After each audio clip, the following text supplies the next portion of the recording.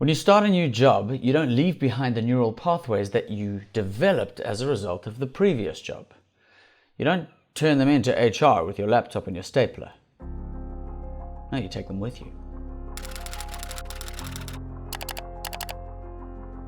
Life is a neurological reality. What happens out there gets wired into physiological architecture in here. You see, the story of our lives, the contexts, our homes, our offices, they shape the way our brains form. We need brain to have mind. The way you think and behave isn't abstract, it's concrete at a physiological level. So when you move from one season to another, the neural pathways that you built in that previous season, they go on to dictate how you behave, how you respond, even in the new context, the new chapter. So when you start a new job, you don't start fresh with new neural pathways. You use the ones you brought with you. It's been a while since we had to wear masks in public here in South Africa. And the other day I had this fascinating experience mid-motion that I was living in the expression of the neural pathways I developed during COVID. I just arrived at the shop, and as I unleashed my seatbelt and was about to open my door, I found myself reaching down for my mask.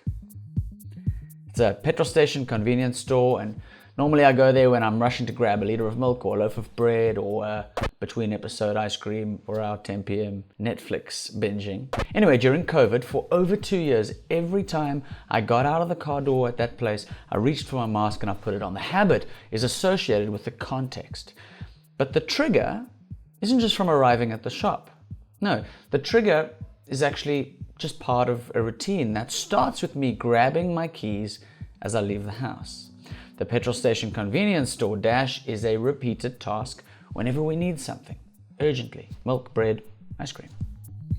Now, during COVID, I must have been to that shop over 100 times, and my brain was taking note of the routine every single time, efficiently organizing a collection of neural pathways to make it easier for my body to perform the routine. This is what neuroscientists call task bracketing.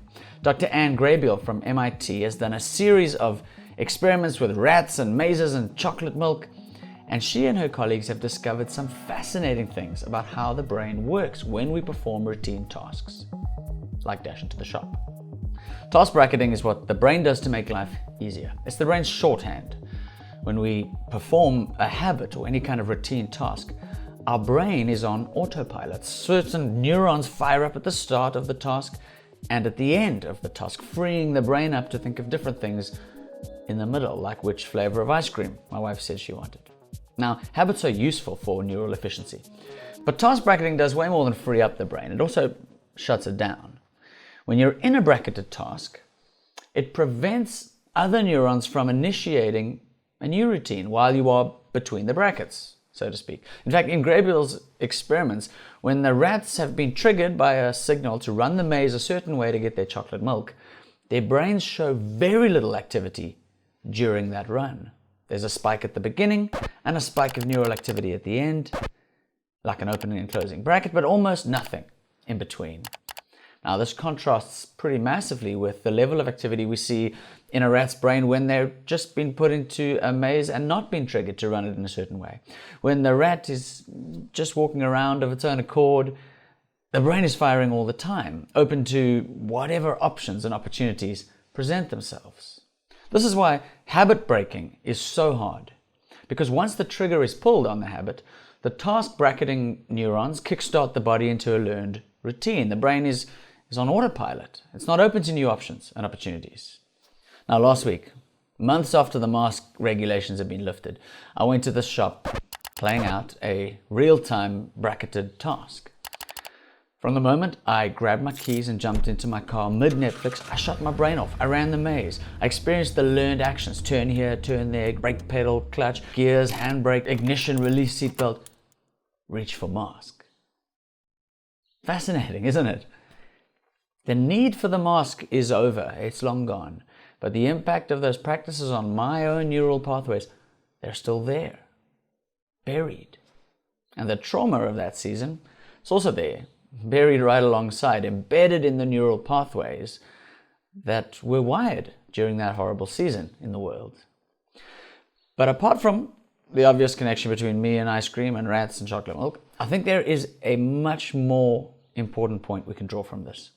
and it has to do with work and work experience and work culture.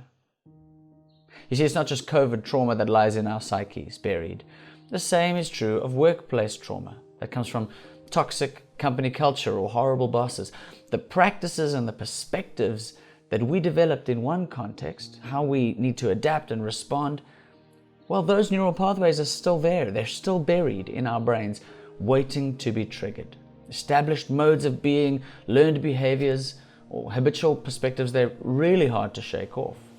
Just like Graebiel's rats, it's really easy to default into task-bracketed behavior that shut our brains off when we're triggered by something that our boss says, or by the tone in that email, or by the fact that everyone else got CC'd in on that email thread and we didn't. Now, it's quite normal in those moments to think and feel what we used to feel in that old culture, in that old experience. And it takes time, but more importantly, it takes hard work to break free from the efficient tyranny of those old task bracketing neural connections. Traditionally, capitalism has been quite effective at creating workplace neurology that dehumanizes us. And then we take that home with us, to our spouses, to our families. We need to find ways to redress that. If we can build healthy cultures at work, well, then we can help humans to flourish in every part of their lives, with the professional, with the personal. At Mindgrow, we're on a mission to build an emotionally intelligent world. But there's a lot of work that we need to do.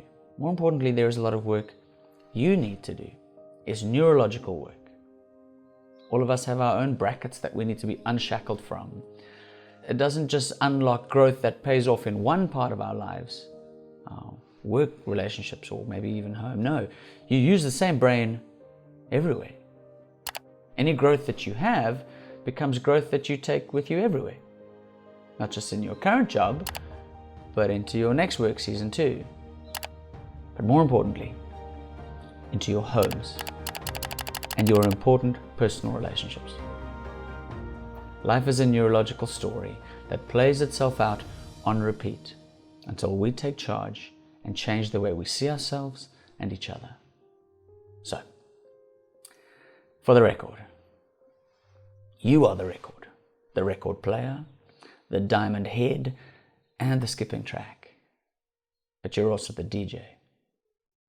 And maybe it's time to play something different.